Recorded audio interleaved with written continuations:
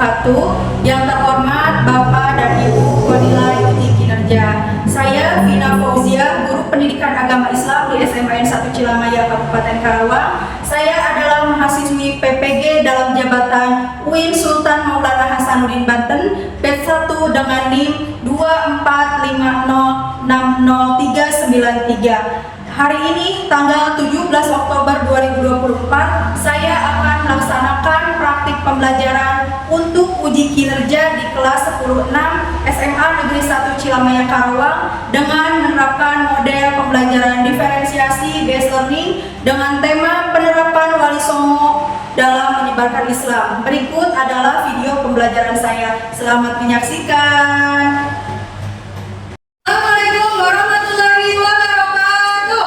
Waalaikumsalam warahmatullahi wabarakatuh. Selamat pagi anak-anak. Pagi.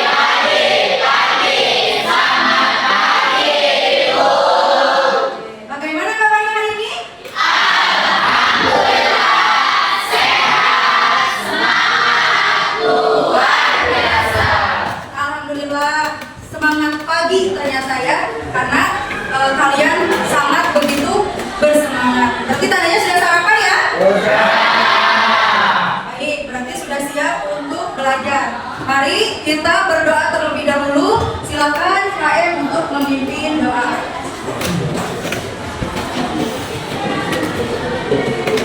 Sebelum memulai kegiatan belajar, adalah kita berdoa terlebih dahulu. Berdoa, mulai.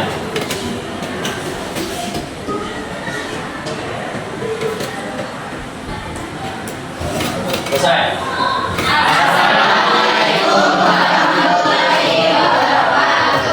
Waalaikumsalam warahmatullahi wabarakatuh.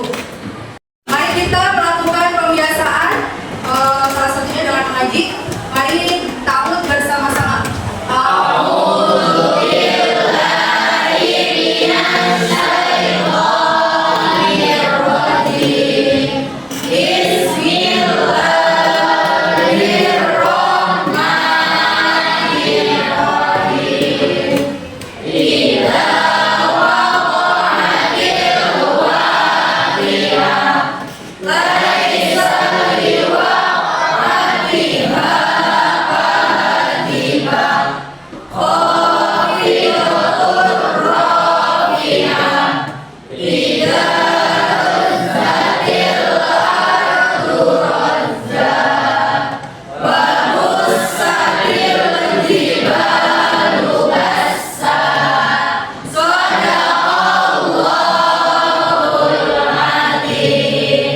Mari kita membaca sholawat bersama-sama. Allahumma sholli wa sallim ala sayyidina Muhammadin sholli wa syirul anbiya wa lana wa waladana wa jami'a syara'ina wa mu'alina wa qalatana wa qawrikatina Inna kita la ilaha ya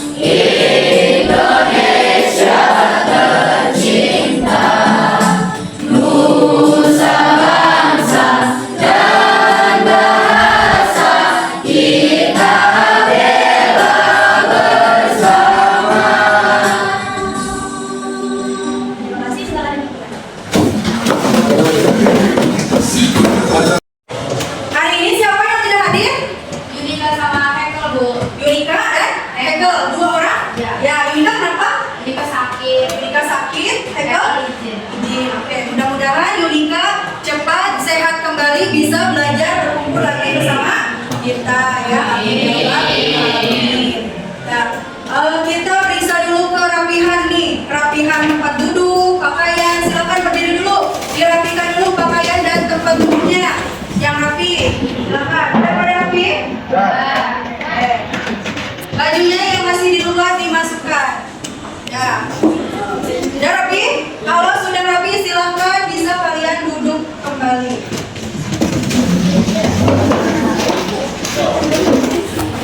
Materi minggu kemarin kita membahas materi tentang apa?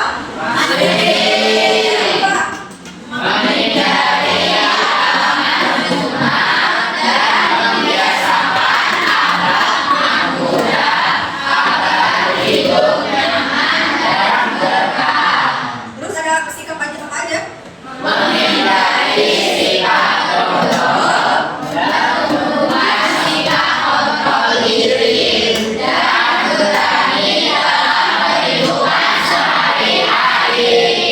Masih ingat ya? Masih? Mau tes dulu nih. Ada yang tahu apa itu sifat godok? Silakan acungkan tangan. Apa itu sifat godok? Oke, silakan Rama berdiri. Sikap temperamental atau badak adalah menurut istilah. Badak berarti sifat seseorang yang mudah marah karena tidak senang dengan perlakuan atau perbuatan orang lain. Sedangkan sifat amarah selalu mendorong manusia untuk bertindak apapun. Baik, tepuk tangan untuk Rama. Itu ya. Jadi sifat godok itu adalah pemarah ya. Seperti itu. Kemudian selanjutnya yang kedua itu ada kontrol diri. Ada yang tahu apa itu kontrol diri? Silakan acungkan tangan. Oke, baik, silakan Mila berdiri.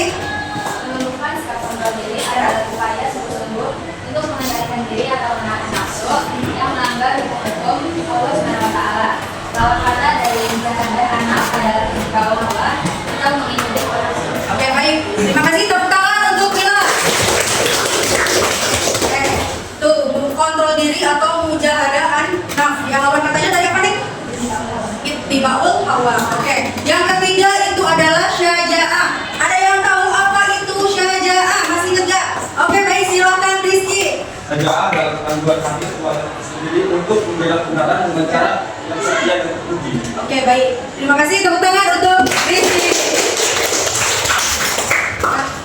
Di sini Ibu akan membacakan tujuan pembelajaran pada materi hari ini ya. Setelah kita mempelajari materi ini, kita akan mendapatkan yang pertama bisa menjelaskan pengertian wali songo dari berbagai sumber dengan benar.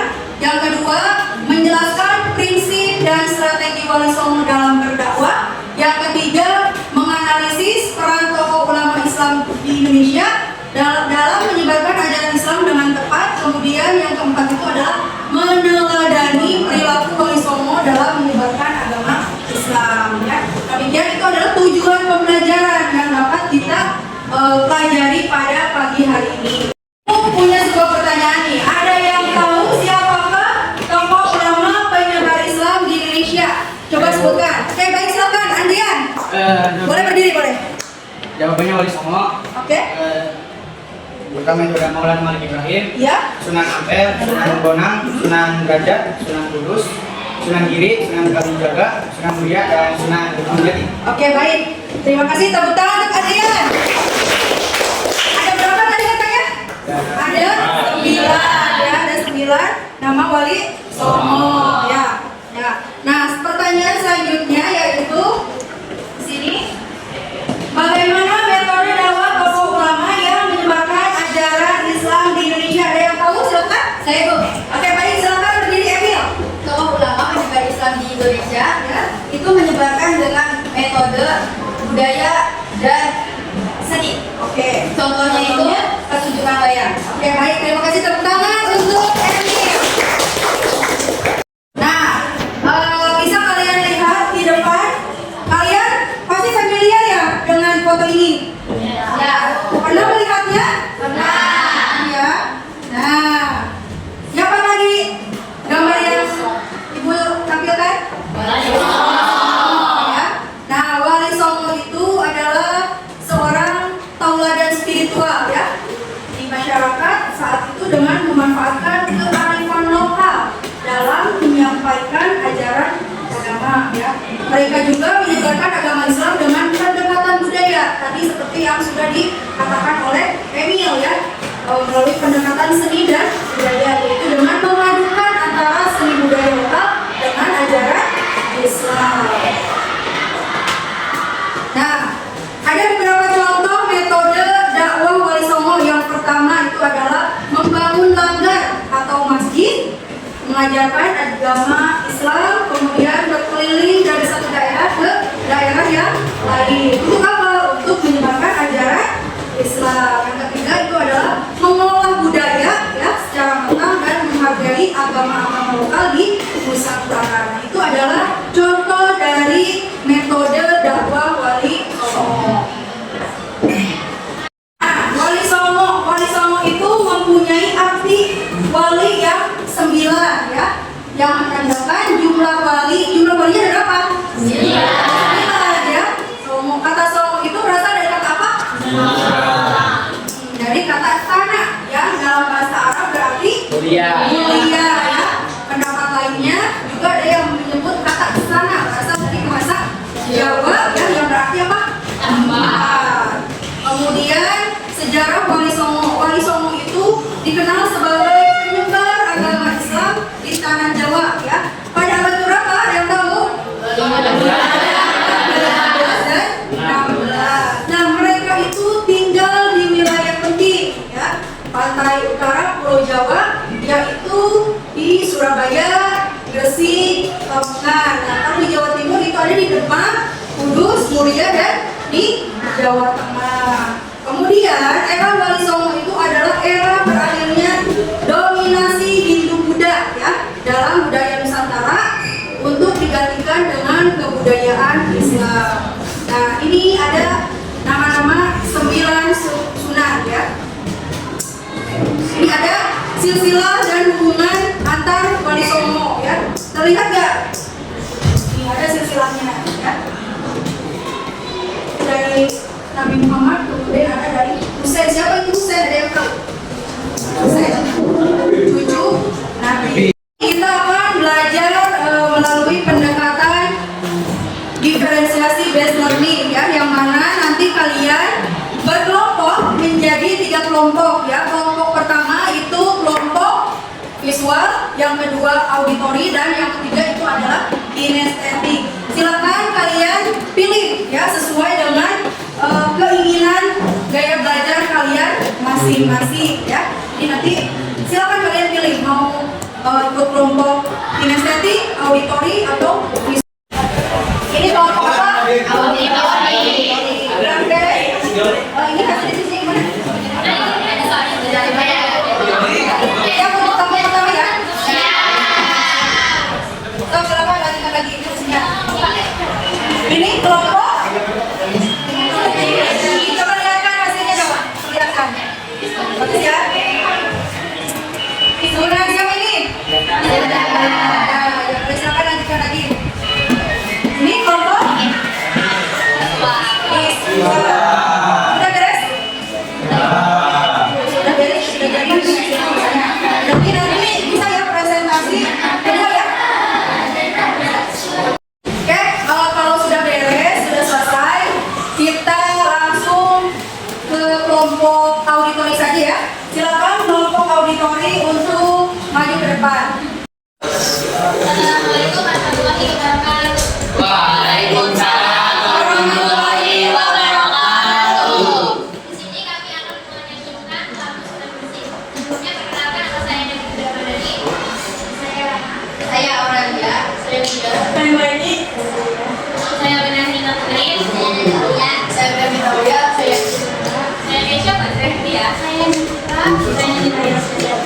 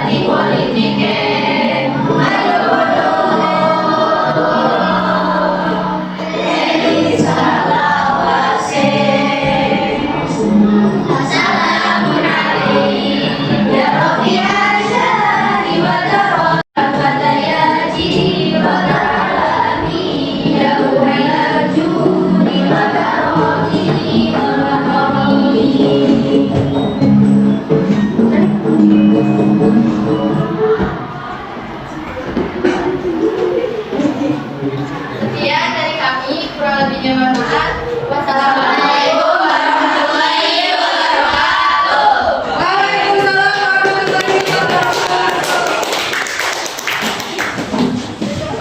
Mari kita saksikan ya penampilan dari kelompok visual. Silakan kelompok visual untuk mempresentasikan hasil diskusinya. Assalamualaikum warahmatullahi wabarakatuh. Kami dari kelompok 1 akan mempresentasikan tentang faktor penyebab Islam mudah diterima di Indonesia dan hikmah mengenai sifat Wali Songo. Sebelumnya perkenalkan, saya Muhammad Nadia. Saya Muhammad Madil. Saya Nadia. Saya Tintra Filia. Saya Muhammad Subadila. Saya Budi Setiawan. Saya Sumadi Dalja. Saya Muhammad Sifat. Langsung saja. Alasan Islam mudah diterima di Indonesia. Pertama, ajaran Islam sederhana dan mudah dimengerti. Maka pendakwah Islam di Indonesia memakai cara dengan mengajarkan ilmu yang mudah dipahami. Kedua, Islam tidak mengenal hasrat dan tidak akulturasi budaya.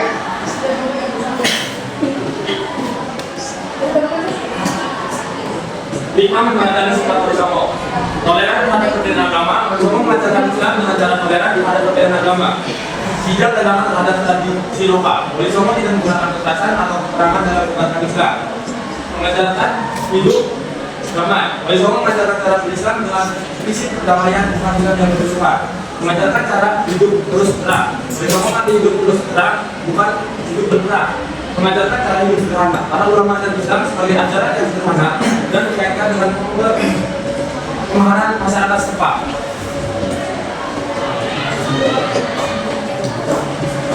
Di sini saya akan memilih 3 contoh strategi penyebaran Islam. Yang pertama adalah Sunan Muria. Strategi Sunan Muria yaitu mengunjungi desa-desa yang pelosok, menyebarkan agama Islam di Kudus, Jepara, dan Pati. Yang kedua yaitu cara strategi penyebaran Islam Sunan Gunung Jati. Sunan Gunung Jati juga mendirikan 2 pondok pesantren di Cirebon. Yang ketiga ada Sunan Gresik. Sunan Gresik berdakwah melalui perdagangan, kemudian bertani, dan akhirnya membangun surau di kediamannya di desa Sawo Gresik. Apakah ada yang ditanyakan? Tidak. Kalau tidak ada, sekian dari kami. Kurang lebihnya mohon maaf. Wassalamualaikum warahmatullahi wabarakatuh.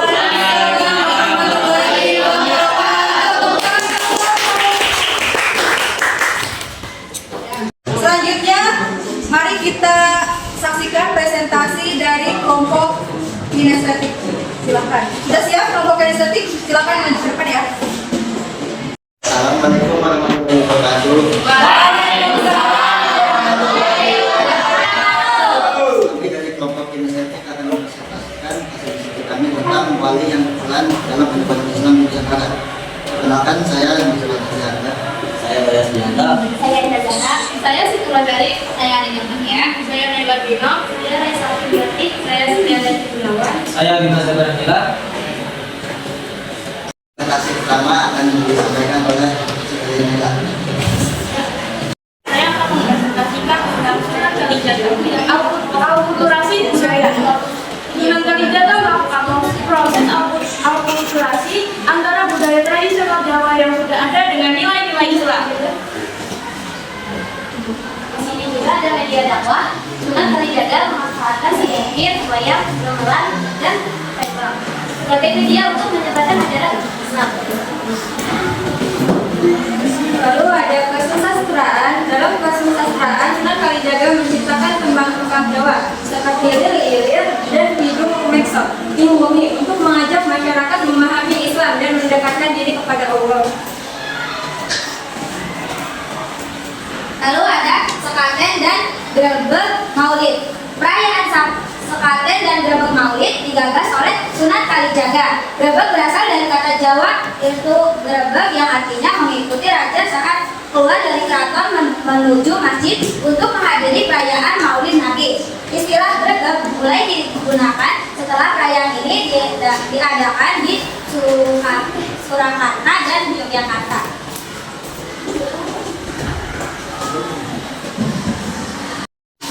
Selanjutnya ada Sunan Ampel. Sedikit biografi mengenai beliau. Sunan Ampel lahir pada tahun 1401 Masehi di Campa.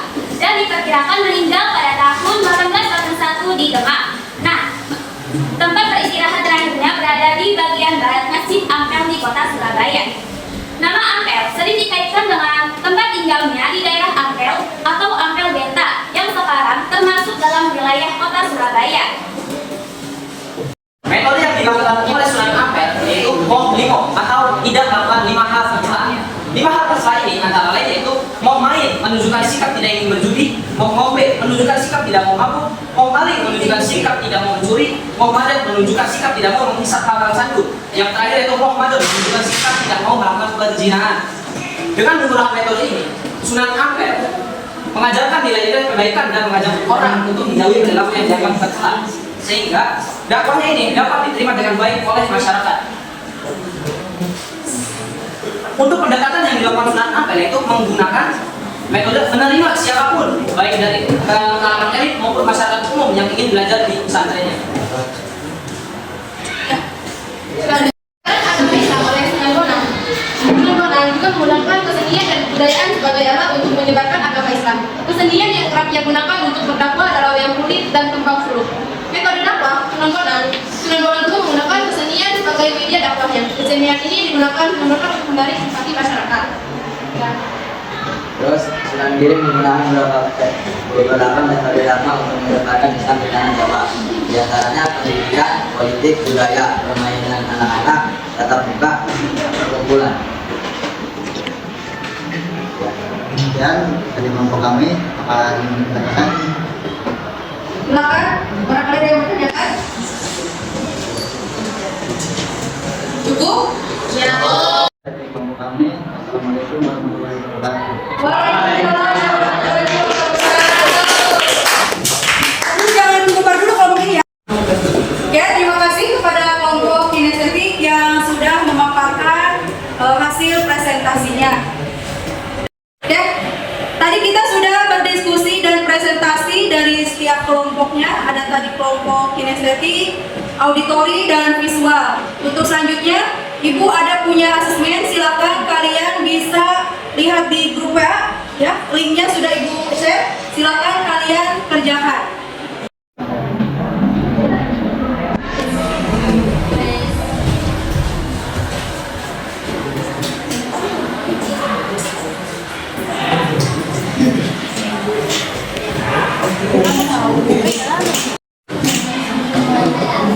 Gimana Bima? Bayu udah? Masih menunggu? Tuh, Fadil udah? Ya. Mugni udah? Belum, yuk silakan. Tadi kita sudah melaksanakan asesmen, ya. Bagaimana hasilnya di sini? Nilainya bagus nggak? Langsung keluar. Berapa K? Belum, 100. Ya, bagus. Lagi-lagi ada yang dari 100 nggak? Jawab berapa nilainya? Ya 100 ya. Oke. Terus selanjutnya yaitu kesimpulan pada pelajaran hari ini ya. Sebelum Ibu memberikan kesimpulan ya, ada di sini kalian yang akan membantu Ibu untuk memberikan kesimpulan pada pembelajaran hari ini. Siapa? Silakan yang akan memberikan kesimpulan pada hari ini. Silakan boleh angkat tangan. Oke, gimana dulu silakan? Jadi para sunan itu menggunakan beberapa metode dakwah, salah satunya itu al-hikmah. Al-hikmah yaitu berdakwah dengan bijaksana, yakni memberikan pengajaran yang baik, membangun pendidikan dan pendidikan kepada dakwah, mengembangkan dakwah melalui seni dan budaya, membangun kekuasaan politik Islam. Itu saja yang saya sampaikan. Terima kasih. Tepuk tangan untuk Bina. Selanjutnya ada lagi. Yang bisa kita ambil dari dakwah Islam tersebut, kita sebagai pelajaran bisa mendapatkan akhlak yang baik dalam menyayangi saudara kita atau teman-teman kita dalam kebenaran dan kesabaran. Hal yang harus kita kedepankan sebagai generasi penerus bangsa adalah nilai-nilai kebaikan yang mengandung hikmah seperti yang dicontohkan oleh para wali dalam menyebarkan ajaran agama Islam. Nah, mungkin sekian saja yang bisa saya sampaikan. Sekian dan terima kasih. Oke, tepuk tangan, terima kasih untuk dia. Selanjutnya satu lagi ya yang memberikan kesimpulan. Siapa? Oke, silakan Muhammad Fadil. Jadi untuk kesimpulannya itu beberapa faktor yang kesimpulannya yaitu beberapa faktor yang dapat kenapa gitu Islam itu gampang berkembang di wilayah Indonesia. Yang pertama, karena agama Islam itu diperluas dengan cara yang damai. Yang kedua, agama Islam itu bersifat terbuka.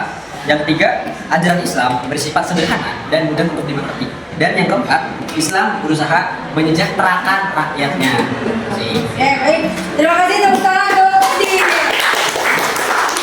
Oke, luar biasa sekali ya. Tadi teman-teman kita sudah menyimpulkan tentang metode dakwah Wali Songo ya. Oke, tadi metode dakwah yang pertama dengan mau'idatul hasanah. Dengan apa? Dengan cara yang baik ya. Tidak dengan kekerasan, tidak dengan berperang. Salah satunya dengan yang baik dulu ya, bijaksana seperti itu. Oke, baik. Bagaimana pembelajaran hari ini? Apakah menyenangkan? Menyenangkan ya. Coba ibu mau bertanya nih sama salah satu di antara kalian. Dinda, apakah menyenangkan pembelajaran hari ini? Tentu saja menyenangkan Ibu, karena kita dapat melakukan pembelajaran sesuai dengan minat kita masing-masing seperti visual, auditori, dan kinestetik. Nah, seperti saya yang menggunakan metode kinestetik, saya dapat mengekspresikan hal yang saya sukai. Kinestetik mana hasilnya? Coba bisa diperlihatkan. Ya, ini hasil dari karya kelompoknya Dinda yang dan teman-teman ya, karya dari kelompok kinestetik. Oke, terima kasih ya. Tepuk tangan dong. Oke, baik. Cukup ya untuk pembelajaran hari ini. Mudah-mudahan apa yang sudah kita pelajari hari ini bisa bermanfaat untuk kita dan bisa kita amalkan dalam kehidupan sehari-hari ya. Pembelajaran pada hari ini telah selesai ya. Sebelumnya mari kita berdoa terlebih dahulu. Silakan Fadil untuk memimpin doa. Sebelum mengakhiri pembelajaran dan sebelum pulang, kita berdoa terlebih dahulu. Berdoa mulai.